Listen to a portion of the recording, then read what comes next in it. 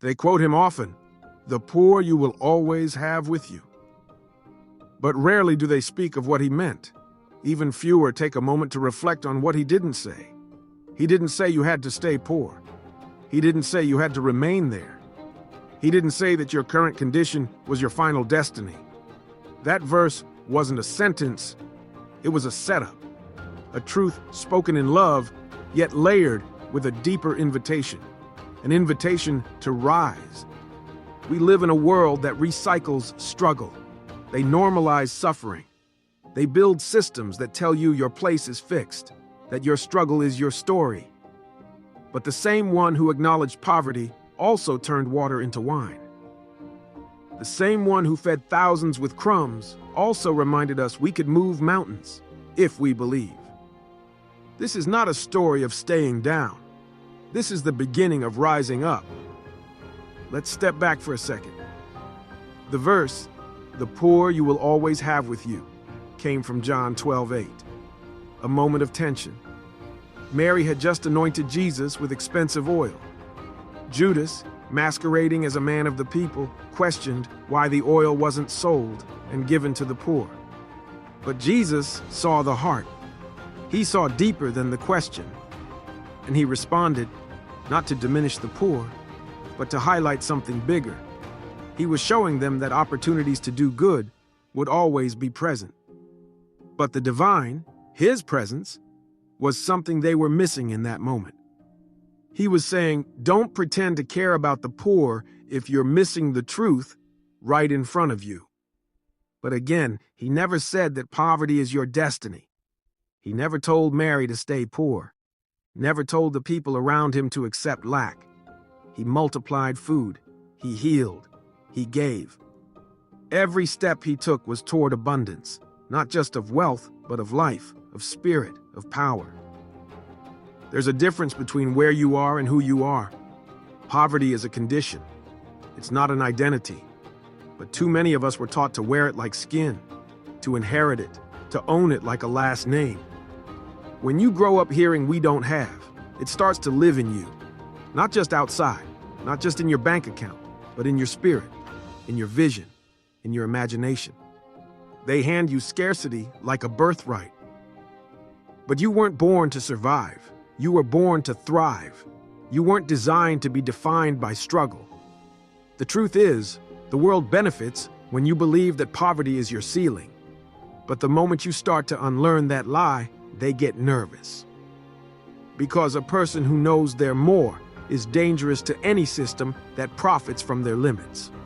You can be broke, but that don't make you broken. You can be in lack, but that don't make you lack value. Everything changes when you choose to see differently, when you look at your environment not as a prison, but as a launching pad.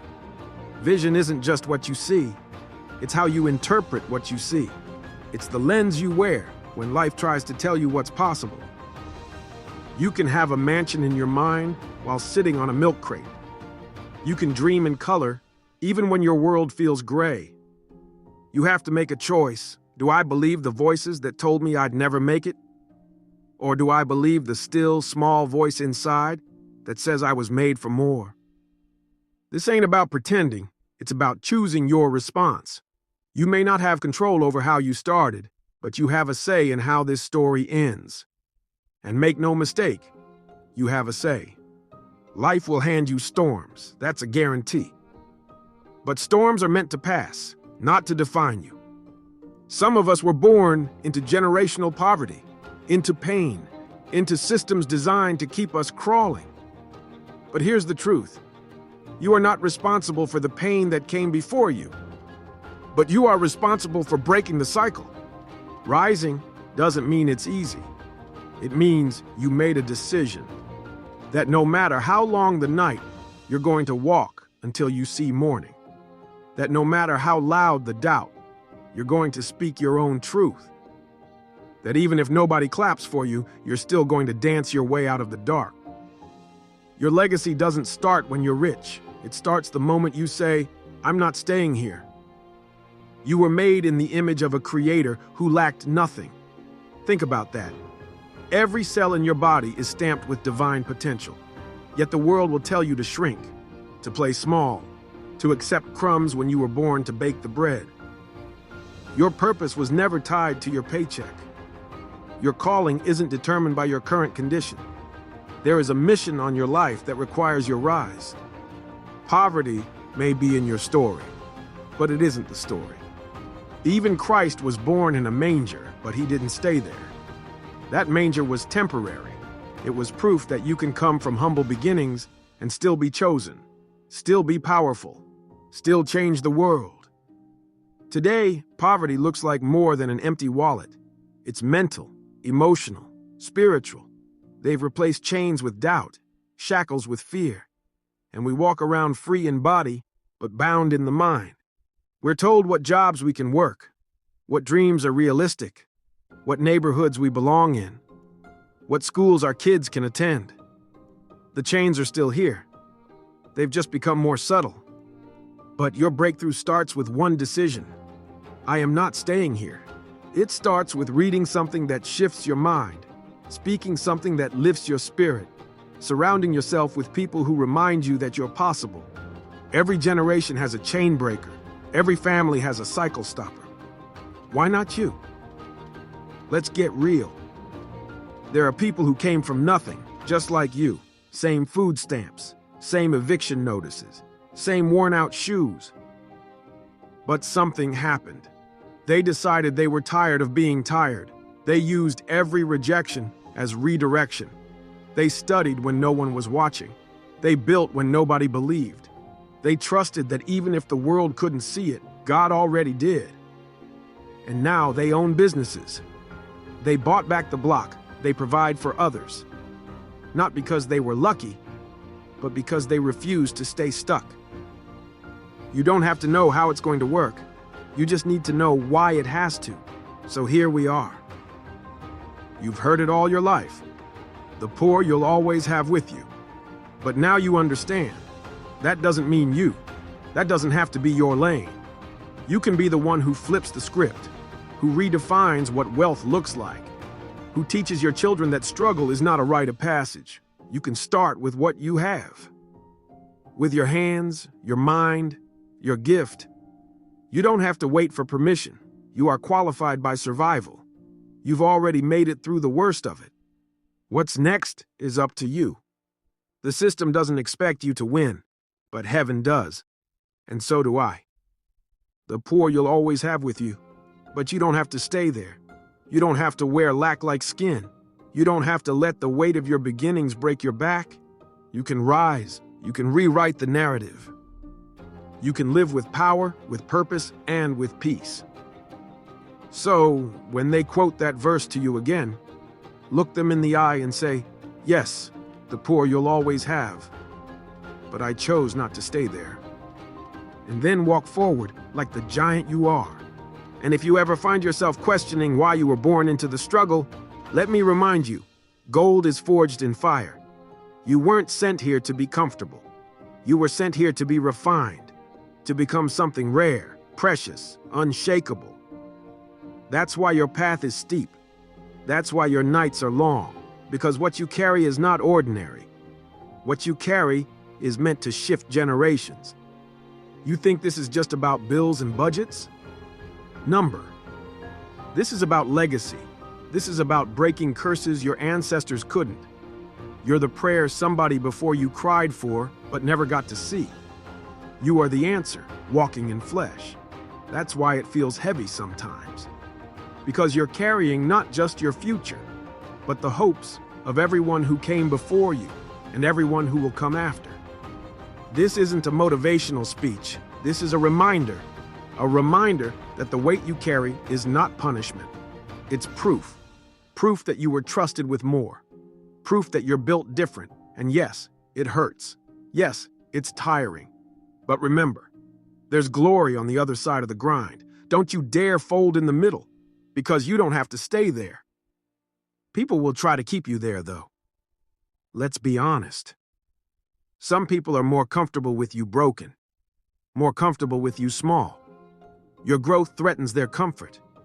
Your healing reveals their wounds. Your elevation exposes their excuses. So don't expect everyone to clap when you rise. Some of them are silently rooting for you to fail because your success means they'll have to confront their own complacency. And yet, rise anyway, walk anyway, win anyway. You're not doing it for their approval. You're doing it because staying in the same cycle would cost you your soul. You're doing it because something inside you knows there's more. That quiet whisper that won't leave you alone. That ache that hits when you try to settle. That's purpose talking. That's divine discomfort. And it won't stop until you step into what you were called to be. See, the world will always try to convince you that greatness lives somewhere else. That it's a far-off dream for people with better connections or more resources.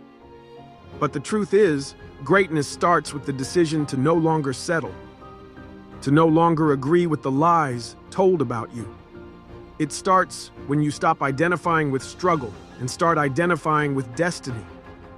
Nobody talks about how hard it is to unlearn poverty, to unlearn the fear of money, the fear of success, the guilt of doing better than the people around you. They won't tell you that sometimes the hardest part of rising is leaving behind the version of you that survived. But hear me, you're allowed to evolve. You're allowed to want more. You're allowed to outgrow people, places, and patterns that kept you bound. You don't owe anyone your smallness. Let that sink in.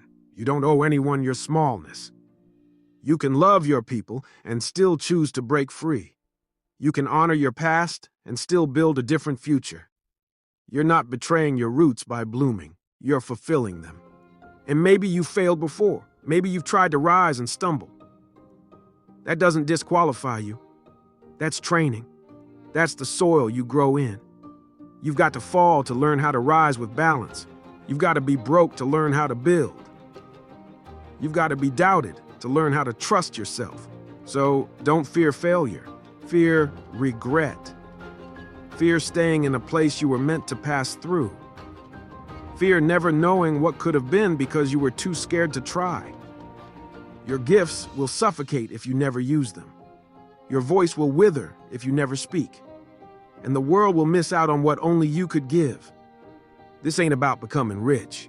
It's about becoming rich in spirit. It's about building wealth in your soul, your mind, your habits. That's the foundation. And once your mind changes, your money will follow. Your opportunities will follow. Your tribe will follow. Because transformation starts inside.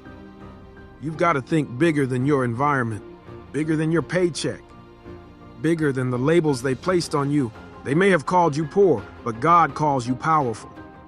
They may have called you troubled, but heaven calls you chosen. And when you start walking like you believe it, everything around you starts to shift. You'll lose people, yes, but you'll gain alignment. You'll lose comfort, but you'll gain clarity.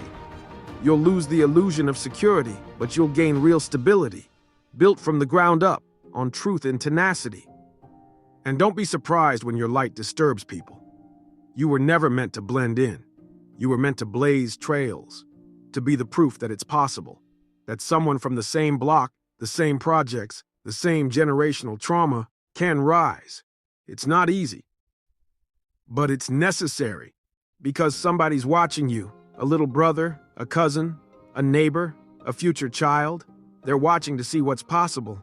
And when you rise, you give them permission to rise too. Your breakthrough becomes a blueprint, so this is bigger than you. You rising is an act of rebellion against a system that said you were supposed to stay stuck. Your healing is a protest. Your peace is a revolution. Your purpose is sacred. Don't shrink to fit back into spaces that your growth has outgrown. They'll say you've changed, and you should say thank you. Because change is proof of life, proof of movement, proof that you refuse to die where you were planted in pain. You are not a tree. You can move. You are not a victim. You are a vessel. And the moment you understand that, really understand it, is the moment everything begins to shift. So start where you are, with what you have. Speak even if your voice shakes. Build even if your hands tremble. Love yourself even if the world doesn't know how. Keep showing up, keep fighting, keep healing, because you're not alone. You are part of a lineage of warriors, survivors, innovators, builders, You come from kings and queens, from ancestors who endured the unthinkable, and you're here, breathing, alive. That's not an accident, that's alignment. It's your time now. Time to rewrite the narrative. Time to step into your true name. Time to stop apologizing for wanting more. Because wanting more doesn't mean you're ungrateful. It means you recognize that you're made for impact, that you were sent here to create, to disrupt, to uplift. You weren't just made to exist, you were made to influence, to shake rooms with your presence, to make darkness uncomfortable just by walking in with light. And that light is already in you. It's been flickering beneath the weight of doubt, shame, fear, but it's still there, waiting, ready. So let it shine, let it burn, let it guide you out of places you were never meant to stay in. They'll quote that verse again. The poor you'll always have with you. But this time, you'll understand the deeper truth. The poor in spirit, the poor in hope, the poor in vision, but not you, not anymore. Because once you've seen the truth, once you felt that fire inside, you can't go back. You won't go back. You were made for more. And from this moment forward, you walk like it, speak like it, think like it, live like it. Because staying poor, staying bound was never your portion. Your portion is progress. Your portion is peace. Your portion is purpose. And the world will just have to adjust.